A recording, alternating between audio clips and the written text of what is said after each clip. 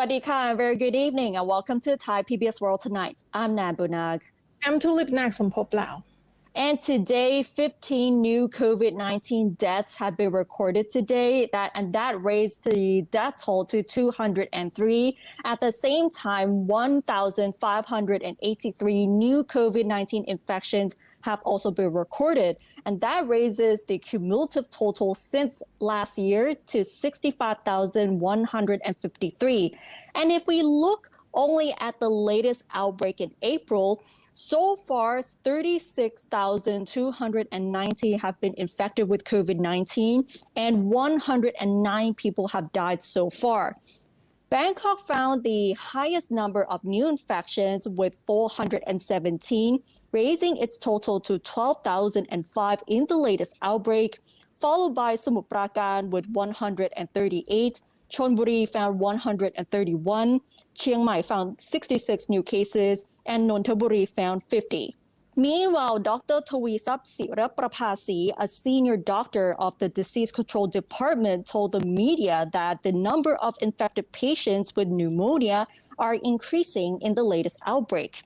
So far, 786 of those being treated in hospitals are suffering from lung infections, and of these, 230 are in severe condition and on ventilators. And those people are occupying 80% of the intensive care unit beds available in hospitals in Bangkok and its suburbs.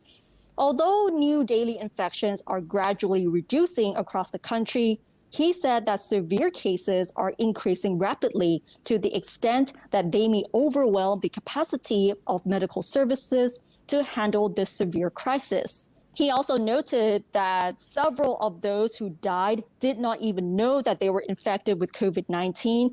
And when they went to a hospital for treatment, it was already too late, adding that many of these cases contracted the disease from family members, colleagues in workplaces, at seminars, or from visiting high-risk areas. So currently, all provinces have now mandated the wearing of face masks at all times. So all of these 77 provinces in Thailand have mandated the wearing of face masks when you go outdoors. Otherwise, they will face a fine of up to 20,000 baht. At the same time, there are 15 provinces that have asked their citizens for cooperation not to leave their house during the night to prevent the further spread of COVID-19. And among the new fatalities today, that includes a famous comedian, Nakhom Chonchun, who died this morning after being infected with COVID-19. So that was definitely a big story this morning as well. Yeah, so now let's talk about the vaccine, the inoculation program. It's something that people hope that it will help ease the outbreak situation in Thailand. And the government has been criticized for the slow rollout. But now Bangkok just reviewed its inoculation plan, and it said that it will try to inoculate 70% of the city's population at the rate of 50,000 people per day. That is a lot. And it also said that beside the hospitals in Bangkok, it will set up 14 locations across the city to help with the inoculation program. Bangkok Governor Aswin Kwanmueang said that BMA, or the Bangkok Metropolitan Administration, has joined force with the Thai Chamber of Commerce to organize the campaign, which those aged over 60 and those with congenital diseases will be the priority. They will get inoculated first. The governor said that everyone in Bangkok, including the vulnerable, are covered by the plan. They might, however, consider allocating vaccines to other groups if the inoculation plan does not meet its goal. Most of the 14 locations are shopping centers, community malls, and privately owned buildings, which each have the capacity to inoculate 1,000 to 2,000 people per day. These are the 14 locations that were organized by BMA for the inoculation in Bangkok. You can see there the northern area of Bangkok, southern area, there's the part on the east and the part of the Krung Thonburi area, which is on the east side of Chao Phraya River. So they try to make it the inoculation center for each area so people don't cram up all at one place. The one point that we have to mention though, the Thailand has launched an application called Mo Prom, which they said it's for a register for people that want to get vaccinated. And I don't think it's not unexpected that it will somehow froze, error, or doesn't work. Last night I was downloading the app. I was trying to see how it worked, and it didn't go through. So one of my friends tried this morning. They got the same result. It didn't go through. But one thing I know is for sure. The thing is, I called the office of Bangkok Metropolitan Administration whether they cover the foreigners that live in Bangkok, because Right. we know that they cover the migrant workers. So I just want to know whether they cover the expat.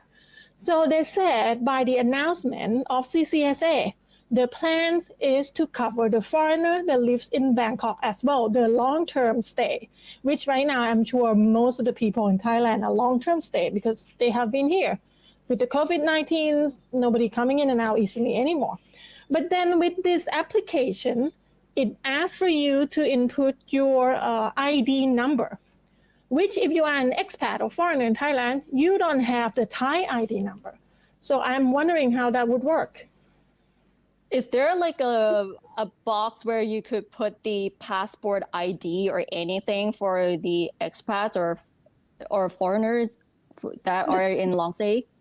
The thing is, it didn't, even I just put in my ID number, the Thai ID number, it didn't go through the system yet because the system somehow crashed. Last night Right. until today in the morning, they announced that it's temporarily halt. So we don't even know whether it will work with the 13 digits Thai ID number. So I haven't had a chance to try with different kind of ID number yet.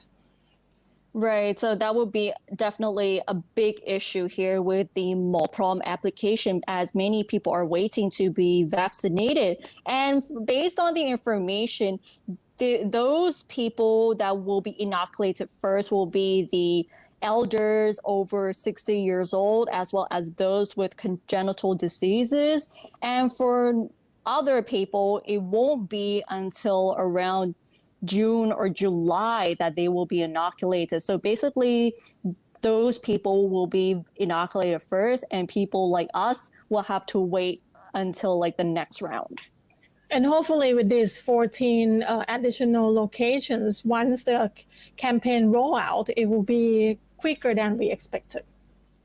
Right. Now let's move on to the issue of Eateries.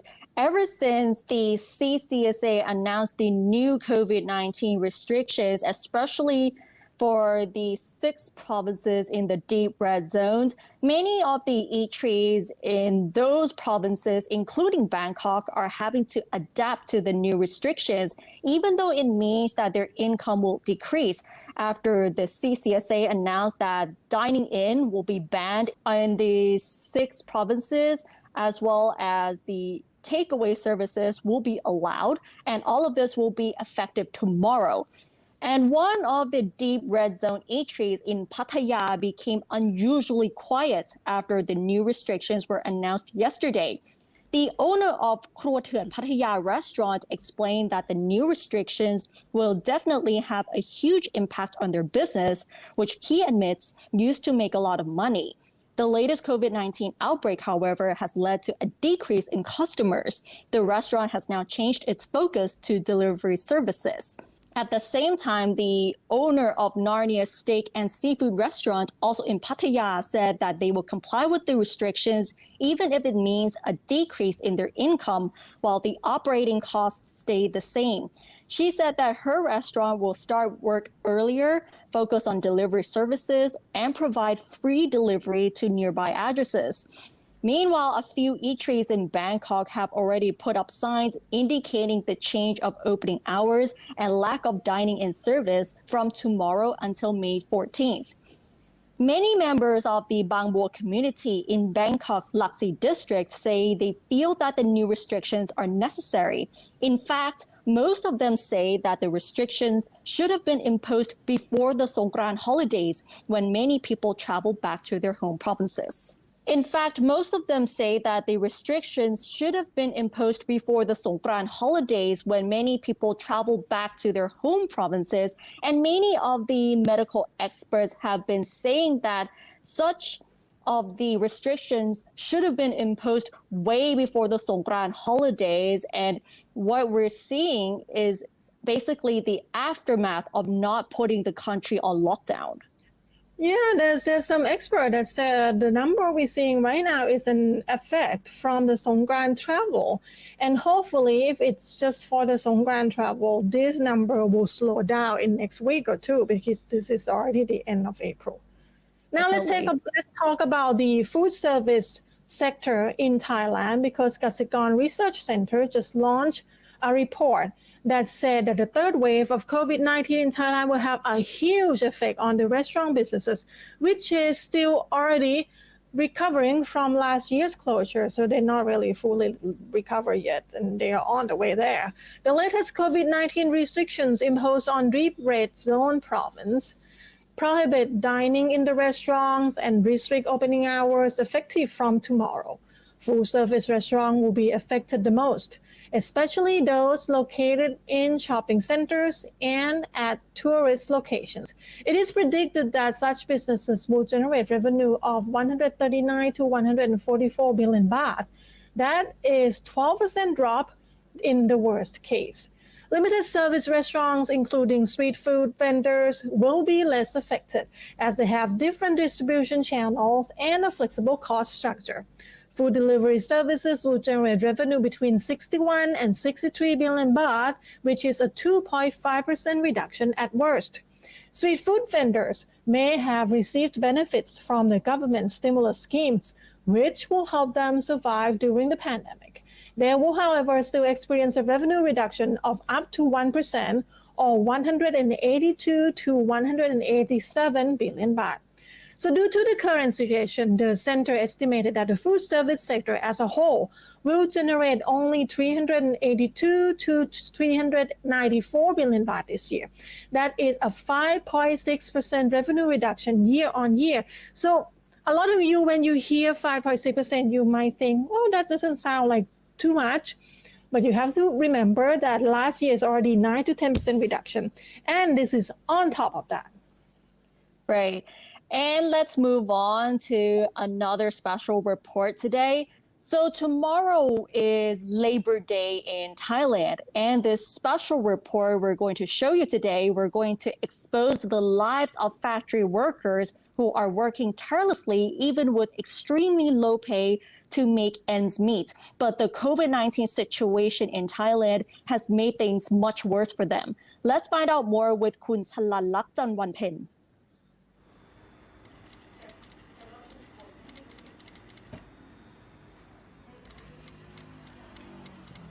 อย่างทำงานเย็บผ้านี่ก็จะเร่งเป้าในการทำงานโดยที่ค่าจ้างก็ได้350ตามค่าจ้างขั้นต่ำซึ่งถ้าคือเร่งจน8ชั่วโมงโดยที่เราไม่ได้พักก็มีอะไรอย่างเงี้ยแล้วเป้าวันนึง1,000 ตัวอย่างเงี้ยก็ต้องทำให้ได้ไม่ทำไม่ได้ก็ไปไหนไม่ได้อย่างเงี้ยบางทีมันก็จะเป็นแบบนี้เงินเราไม่มีเก็บหรอกเพราะว่ามันเป็นค่าจ้างที่มันไม่ได้เพียงพอในค่าครองชีพของประเทศไทยสูงมากต่อให้คุณทำงานวันละยิ่งคุณทำงานวันละ350หรือ400 500คุณแทบจะไม่พอใช้เลยยิ่งต้องดูแลพ่อแม่หรือลูกอะไรอย่างเงี้ยเงินมันไม่พอซึ่งถ้าเราไม่พอเรามาจากไหนบางคนก็กู้เงินนอกระบบซึ่งถ้าได้กู้เงินนอกระบบนี่ยิ่งแย่เพราะว่าเราทำงานแต่ละเดือนนี่จะเอาไปจ่ายค่าดอกนอกระบบอย่างเงี้ยแต่ทำให้ชีวิตคนงานยิ่งแย่ต้องหางานพิเศษทำต้องอะไรอย่างเงี้ยค่ะ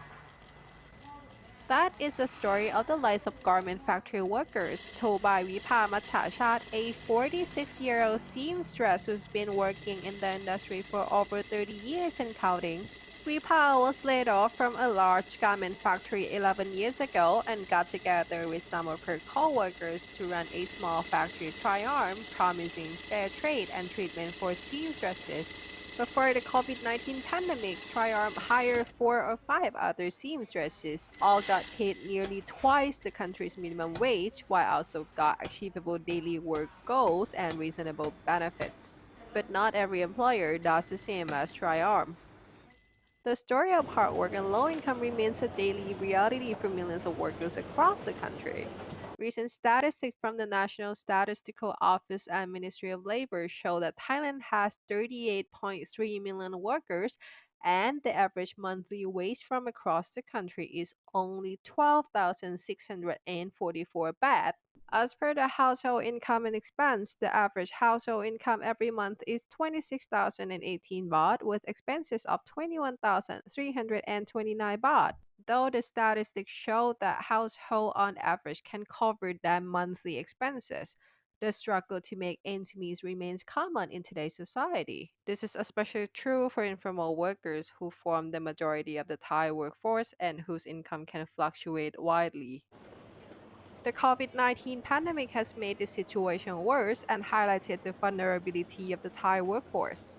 Assistant Professor Sattaram Thammabussadi from Thammasat University told Thai PBS World that the situation is critical because the number of informal workers is on the rise, carrying more risk while getting lower pay.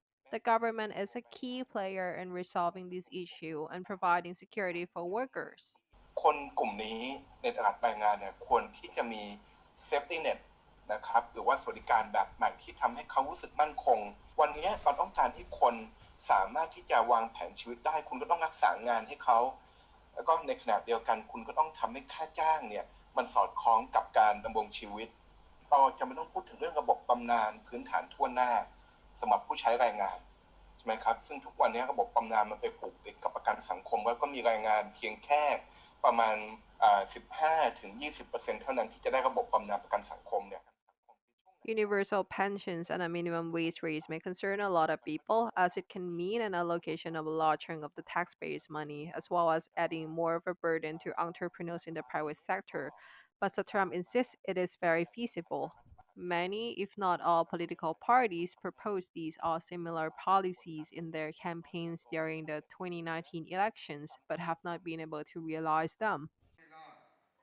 President of Parliament's Labour Committee, Suthep Uon, told Thai PBS World that the committee is devoted to passing laws which will provide justice and security to workers, which include universal pensions, but also admitted that the legislative process can be challenging and take time to complete.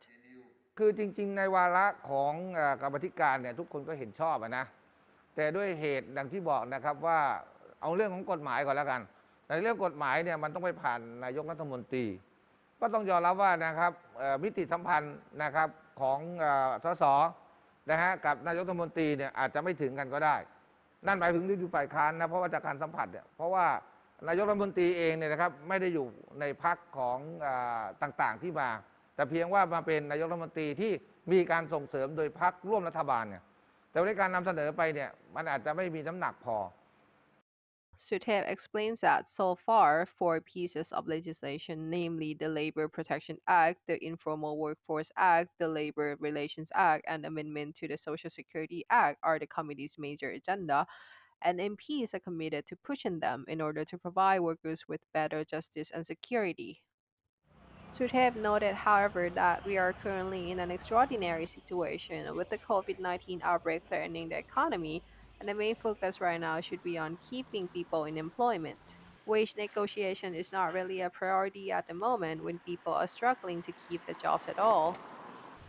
No matter the differences, at least everyone agrees the workforce's well-being is important and workers need to be taken care of. คนในวัยทำงานเนี่ยนะก็ปาเข้าไปประมาณ38ล้านคนนะครับคนที่อยู่ในวัยทำงาน38ล้านคนก็คือเราทุกคนคือแรงงานนักข่าวก็คือแรงงานอาจารย์มหาวิทยาลัยก็คือแรงงานคนที่เป็นโปรแกรมเมอร์ฟรีแลนซ์ก็คือแรงงานพี่น้องที่ขับทำงานแรงงานแพลตฟอร์มส่งของส่งอาหารก็คือแรงงานพ่อแม่เราที่อยู่ในภาคเกษตรใช่ไหมครับก็คือแรงงานเหมือนกันในเงื่อนไขนี้คือจริงๆแล้วเราทุกคนคือแรงงานและจริงๆแล้วผลประโยชน์หลายอย่างของที่เราใช้คำว่าแรงงานในความหมายแคบมันก็คือผลประโยชน์ของพวกเราทุกคน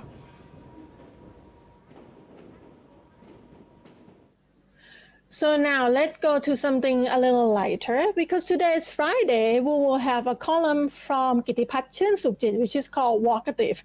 Today he will take you to the former palace. We still call it Deva Palace. And it is a colonial style building and now open as a coffee bar on the first floor.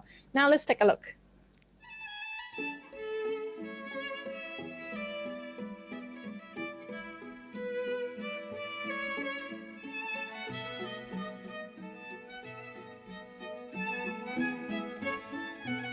There's a little chance for general public to get inside the main palace in Thailand.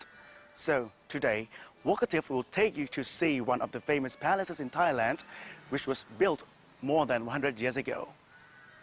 This palace is renovated to give an honor to Prince Chanthaburi Narunat. And today, general public can also visit and get inside to study the history and architecture of this palace, as it is open as a coffee bar on the first floor. This is Grand Villa of Deva's Palace. Deva's Palace had been the royal residence of Prince Chanthaburi Narunat since it was gifted by King Chulalongkorn in 1896. After the Siamese Revolution in 1932, the heir of Prince Chanthaburi Narunat sold part of Deva's Palace, causing the property to be divided into 3 parts. The Grand Villa became the private residence of Priya Aniruthewa. This is a 2-story square-shaped building. The upper floor's windows are decorated with stained glass. The walls were decorated with Doric and Ionic-style pilaster. The front garden of the villa contains Greek-style sculptures and plant pots. The highlight is historical, and second thing is architectural, because you wouldn't see the colonial style house like this easily if it's not order of the King of Thailand to his son, which is originate from those days. I would say that all the architecture from the Italian people from those days is amazing, which is you can see many places, many palaces around in Bangkok. After Priya Aniruthewa passed away, the Grand Villa was closed for 56 years. Then his nephew, Colonel Phongwit Aniruthewa, came in and tried to restore everything to be exactly as how it was 125 years ago, to honor Prince Chanthaburi Narunat, the original owner of this Grand Villa. So you can see the Italian architecture, they built in both in Thai and Italian, mix and match together. It's quite complete. In the old days, we don't really have the electric and water system, but I have to manage to put everything all together because life today is not like an old day anymore. You have to have everything in the room. So make it easy and comfortable for everyone. But the architecture is still the same. Yes. This is the difficult part of it because you have to keep everything exactly the same, but by the same time you have to input the system to make life more comfortable to live in. Yes. What is the idea of opening a coffee shop here? The idea is to make a contact point because you have to understand that in order to honor Prince Chanthaburi history, if you don't know me, how can you come in? It's impossible because you are not my friends. But in order to make people can come in and appreciate the architecture and the history, you all welcome by the coffee shop. That's a meeting place for anyone who love historical, who love architecture, and you want to visit this place. We open from 10 to 6 every single day. Of course, we didn't really have a big menu because the idea is not making business out of the place, but once like a Thai way of thinking, when people come to your house, you offer some something to eat or you offer something to drink. Once we don't know each other, maybe we know each other throughout the cafe.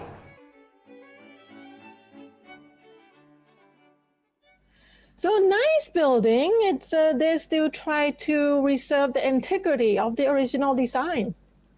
Exactly. And this is definitely a great Instagram spot as well as a great spot for cafe hoppers as well. And that's all the news we have in this edition of Thai PBS World Tonight. If you want to know more about any other things that happen in Thailand, including any things that happen in Myanmar, we also have the exclusive reports from Myanmar. You can check out our website, www.thaipbsworld.com. We have also Facebook, Twitter, Instagram, TikTok, and YouTube.